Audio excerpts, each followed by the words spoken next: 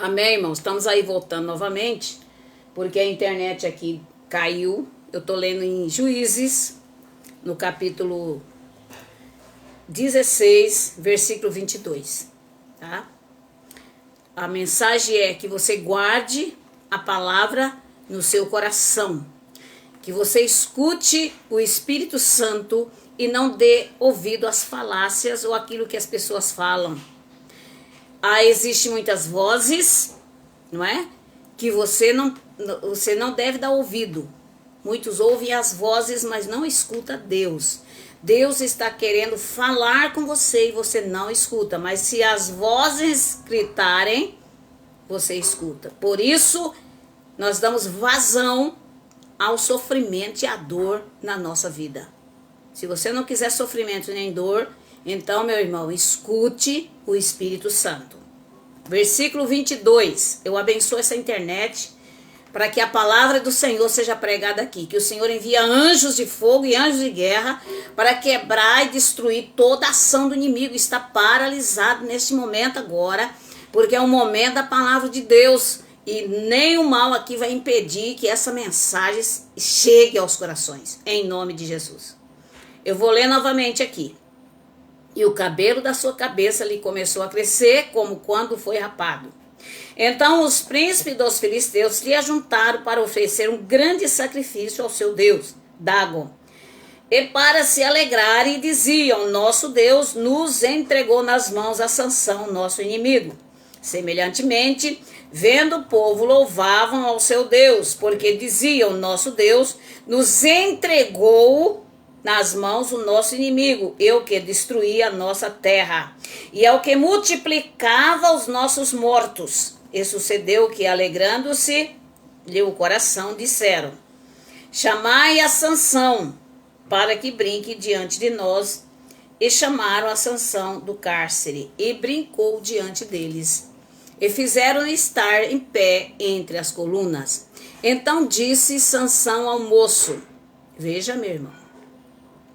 Então disse Sansão ao moço, que o tinha pela mão: guia-me para que apalpe as colunas em que se sustenta a casa, para que me encoste a elas. Ora, estava a casa cheia de homens e mulheres, e também ali estavam todos os príncipes dos filisteus. E sobre o telhado havia alguns 3.000 homens e mulheres, que estavam vendo brincar a Sansão. Então Sansão clamou ao Senhor e disse: Senhor Jeová, peço-te que lembres de mim e esforça-me agora, só esta vez, ó Deus, para que de uma vez me vingue dos filisteus pelos meus 2 olhos. E abraçou-se Sansão com as colunas ao meio em que sustinha a casa e arrimou-se sobre ela com a sua mão direita numa e com a sua esquerda na outra. E disse Sansão: morra eu com os filisteus. E inclinou-se com força, e a casa caiu sobre os príncipes, sobre todo o povo que nela havia. E foram mais os mortos que matou na sua morte do que os que matara na sua vida. Então seus irmãos desceram, e toda a casa do seu pai o tomaram e subiram com ele. Sepultaram entre Zoar, Estual, no sepulcro de Maré, e o seu pai, e o julgou ele a Israel 20 anos. Olha só, ele julgou Israel durante 20 anos. Querido irmão, querida irmã, eu quero que você preste atenção nessa leitura. Eu quero que você leia na sua casa, que não fique somente aqui não, que você realmente guarde a palavra no seu coração. Qual é a preocupação de Satanás? É que você não guarde a palavra, que você ouça e esqueça, não é? Então, você tem que guardar a palavra, irmão. O segredo, o Senhor, o salmista diz: guarde a tua palavra para não pecar contra ti, porque eu estarei lembrando. Quando o pecado vier bater na minha porta, eu logo vou dizer: olha, pecado, bate em retirada, porque aqui na minha casa, quem reina é a palavra, e você tem que sair. Então, o pecado não tem poder de entrar na sua casa, porque você medita na palavra, porque você guarda a palavra. Então, por isso que nós batemos na tecla para o povo de Deus guardar a palavra no coração, meu irmão, para que você resista, para que o mal não entre dentro da sua casa. para que o mal não entre na sua família. Você tem que guardar a palavra. Não adianta você ler a palavra como se lê um jornal. Ou você vai na igreja, o pastor está pregando e você está pensando lá no jogo que você vai jogar amanhã. Ah, amanhã eu tenho que pagar aquela conta de luz, aquela conta de água, eu tenho que pagar a minha internet, eu tenho que fazer isso e aquilo. Querido, querida irmã, não funciona. Por isso que os crentes estão sendo derrotados, estão sendo caídos, né? Estão caindo, estão desanimando na fé, porque não guardam a palavra de Deus, onde diz o salmista: guardei a tua palavra no meu coração para eu não pecar contra ti. Em Salmo 115:1, não a nós, Senhor, nenhuma glória para nós, mas sim ao meu nome, por teu amor e por tua fidelidade. Não a nós, Senhor, nenhuma glória. Irmão, nós não precisamos de glória. A glória é toda do Senhor, é toda de Deus. Então a Bíblia, ela conta a história de Sansão, porque ele é conhecido pela sua grande força, inclusive faz parte da cultura popular. Lembro-me de um desenho animado que assisti quando criança, né? Alguém utilizou os cabelos cortados da cabeça de Sansão para tecer um boné. E quem o usasse ganharia força descomunal. História engraçada, né, irmão? É história, você sabe disso, né? Mas equivocada. A força nunca esteve nos cabelos dele. Sansão era um nazireu.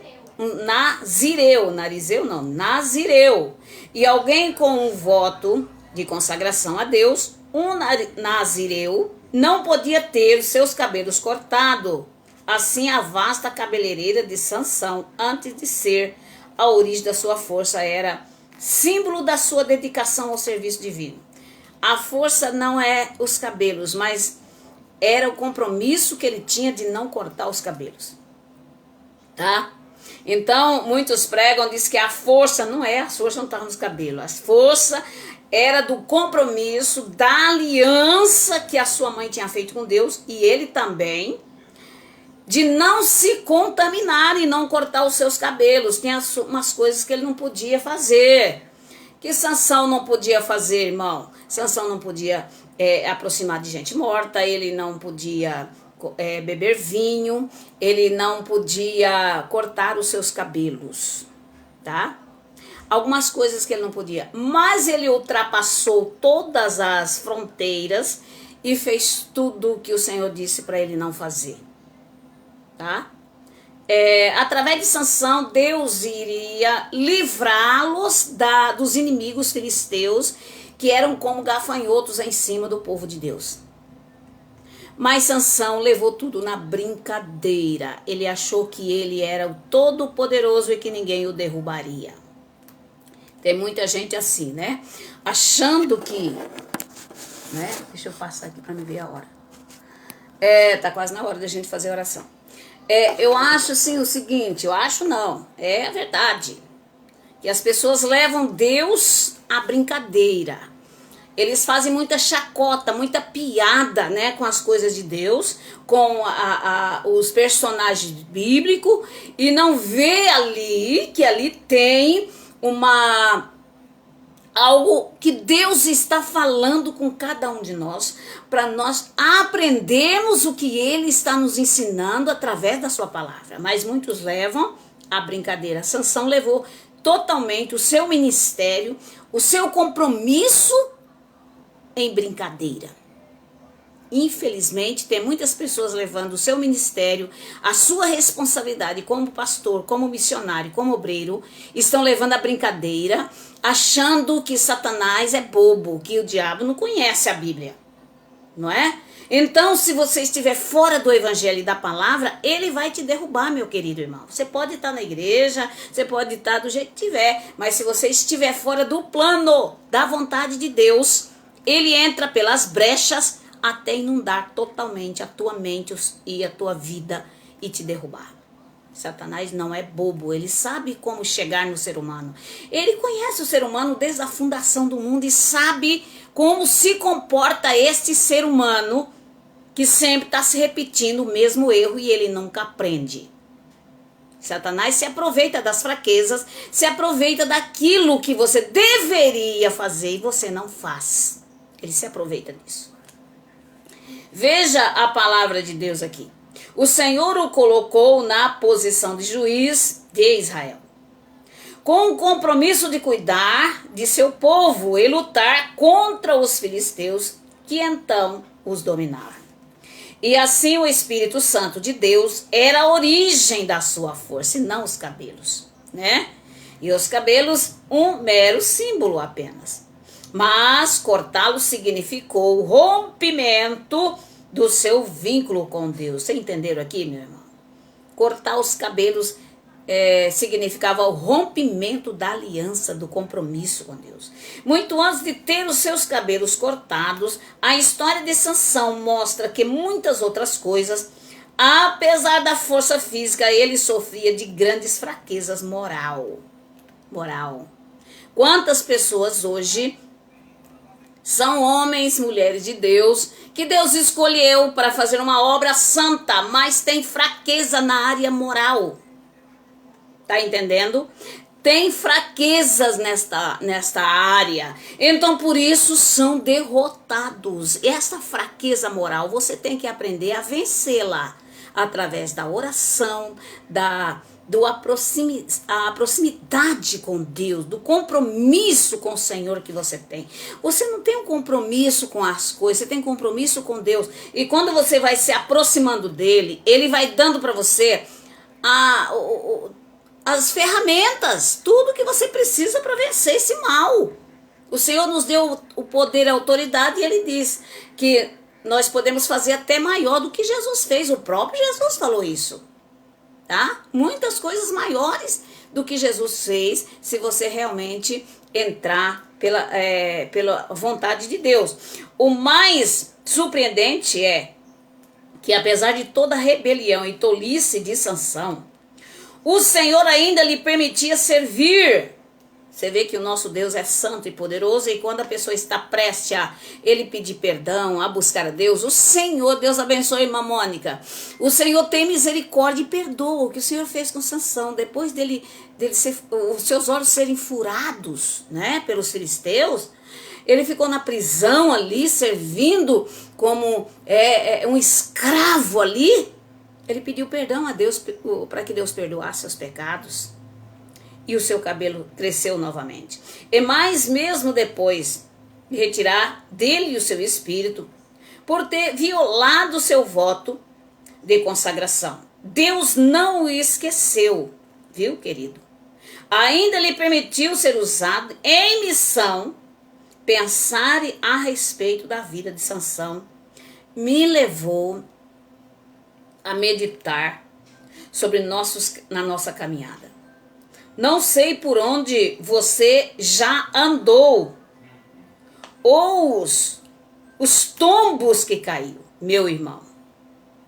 Quem sabe esteja hoje no chão por ter traído o seu compromisso com Deus e sinta que ele desistiu de você. Quem sabe é isso que aconteceu com você, meu querido, minha querida irmã. Mas a história de Sansão não é a respeito de um cabeludo cheio de força, mas de um Deus que usa pessoas improváveis. Tá entendendo? Deus não usa pessoas aprovadas e nem cheia de tudo, não. Deus usa pessoas improváveis que não têm probabilidade de fazer nada. É esse que Deus usa sempre para fazer a sua obra. Para fazer a sua obra não é sobre a glória de um homem, de músculos, de aço, mas um testemunho de Deus que não desiste de seus compromissos. Dos seus ideais, dos seus... E não importa por onde você tenha andado, ainda há lugar para mudar e voltar para o Senhor.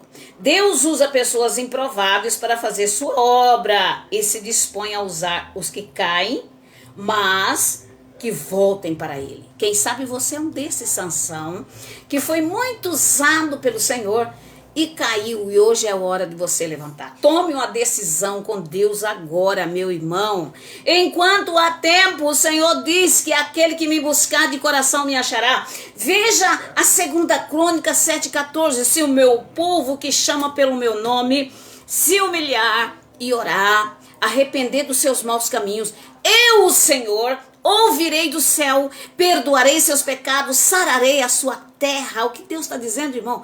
Ele vai perdoar os pecados e sarar você, por dentro e por fora. Sarar sua terra, sarar seu casamento, sarar sua família, sarar seus filhos. Mas você tem que entrar dentro da vontade de Deus. Não pode servir a dois deuses. Nós ou servimos a Deus ou servimos os nossos interesses. Nós servimos a Deus ou a nossa vida profissional, ou nós servimos a Deus ou a nós mesmos, ou a outro Deus, que às vezes você acha que está servindo a Deus, mas você está servindo outro Deus, tá entendendo? Eu não tenho tempo aqui para dizer para vocês de um testemunho de um homem que teve uma morte, um pastor, não pense você que foi qualquer um, não, um pastor que morreu, e quando ele chegou no céu, ele estava na porta para entrar, e o anjo disse, você não pode entrar.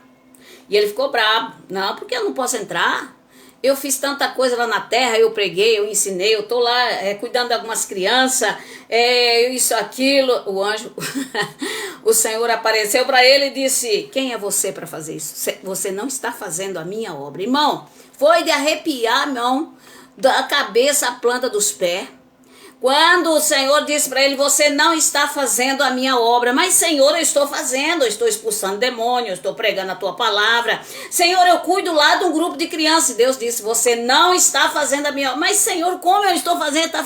Ele ficou argumentando com Deus ali, irmão, e Deus falando com ele como trovão. Você não está fazendo a minha obra. Você está fazendo para outro Deus e não para mim. O que é isso? Esse homem, irmão, ele tomou um choque tão grande. Mas como é que eu não estou fazendo para Deus? Senhor, estou fazendo o teu nome, lá é tudo no teu nome. Mas você não está fazendo para mim, você está fazendo para outro Deus. Querido irmão, será que é isso que está acontecendo com você? Você acha que está fazendo para Deus, você acha que está pregando ali, mas pregando para outro Deus, irmão. Irmãos amados e queridos, esse pastor, ele está dando testemunho dele. Você fica bobo de saber, porque ele é de uma religião aí bem conceituada aí, né? E ele achava que tá tudo certo. Uma hora que ele aceitou Jesus, nunca mais ele perdia a salvação, né? Sabe dessas igrejas que pregam isso? Uma vez salvo, salvo para sempre. E ele participava dessas igrejas. E o Senhor diz, você aprendeu tudo errado, o fulano de tal, você aprendeu tudo errado. Irmão, isso é coisa de uma visão que ele foi uma morte verdadeira, irmão, que ele morreu mesmo, ele ficou, se me parece que foi, não sei se 2 dias ou 3 dias, morto. Ele teve essa experiência, irmão, com Deus.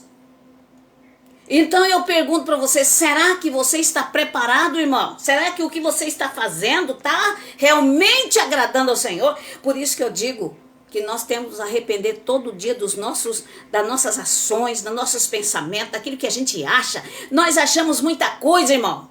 Muita coisa eu acho que tem que ser assim, eu estou fazendo aquilo, e Deus não está se agradando, e Deus está olhando dizendo, você não está fazendo para mim, você está fazendo para você está fazendo para outro Deus. Quem está recebendo é o outro Deus. Eu não estou recebendo nada do que você está fazendo. Isso é duro, irmão, para um pastor, uma pessoa que já conhece a Bíblia, que já leu várias vezes, e o Senhor dizendo que está fazendo para outro Deus, e não está fazendo para ele. É bom você pensar nisso, tá? Vamos orar em nome de Jesus, porque a nossa hora já foi. Senhor, nosso Deus, nosso Pai, nós te louvamos, Senhor, te bendizemos e te adoramos. E pedimos, Jesus, que perdoa as nossas falhas, perdoa os nossos pecados, Jesus. Tira o orgulho do nosso coração. Jesus, tem misericórdia de nós. Todos os dias, Senhor. Oh, Pai, opera nossos pensamentos, opera no nosso coração, opera no nosso subconsciente, nas nossas vontades. Espírito Santo de Deus, que o Espírito de Deus domine a nossa mente, o nosso coração.